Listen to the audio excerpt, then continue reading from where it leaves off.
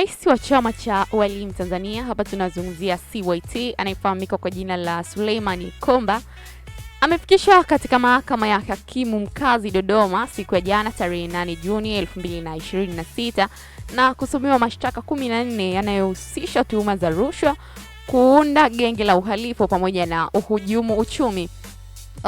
Komba ni miongoni mwa viongozi 8 wa CYT wanaokabiliwa na mashtaka hayo yaliyofunguliwa na taasisi ya kuzuia na kupambana na rushwa, yani TAKUKURU, ambapo washtakiwa wengine walifikishwa mahakamani tarehe 25 Mei 2026.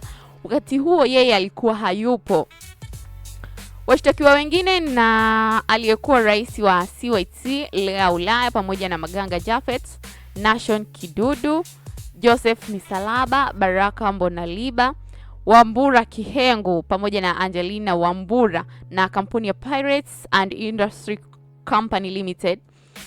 Upande wa mshtakiwa unadai kuwa washtakiwa hao walijipatia kiasi cha shilingi bilioni 2.2 kinyume na katiba ya CYT, huku wakidaiwa kujinufaisha kwa shilingi bilioni 1.3 kutoka katika kampuni ya Pirates and Industry Company Limited kwa lengo la kupitisha zabuni ya kutengeneza t-shirt na kofia za chama hicho. Tumekuwa tukiona walimu wanavaa t-shirt zao zimeandikwa CYT pamoja na kofia, hivyo walifanya hivyo ili kujipatia fedha hizo.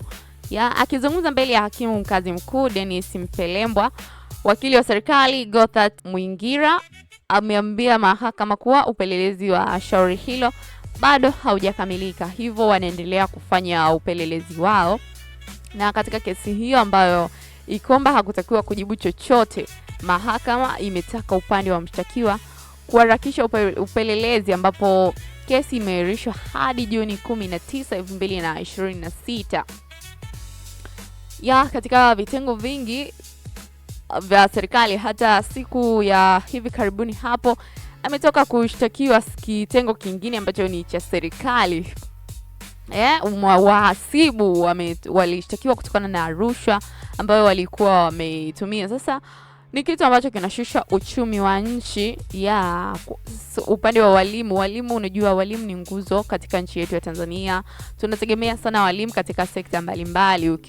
Ukiwatoa walimu hamna kitu chochote ambacho utakuwa umefanya, kwa sababu walimu ndio wanatengeneza madaktari, wanatengeneza marubani, wanatengeneza kila aina ya watu katika nchi yetu. Hivyo pale ambapo viongozi wa walimu wanakuwa tena na mambo ya rushwa, hiyo inadumaza uchumi wa taifa.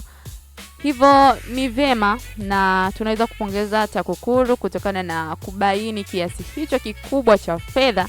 Bilioni 2.2 sio swala dogo, ni hela nyingi kweli kweli ambayo inaweza kutufikisha Tanzania mahali fulani. Hivyo congratulations to TAKUKURU ambao wamefikia hatua hiyo. Usisahau kutufuatilia kwenye channel yetu ya Matengo Media, bila kusahau kulike, kushare na kusubscribe channel yetu ya Matengo Media. Nawapenda sana guys. Bye.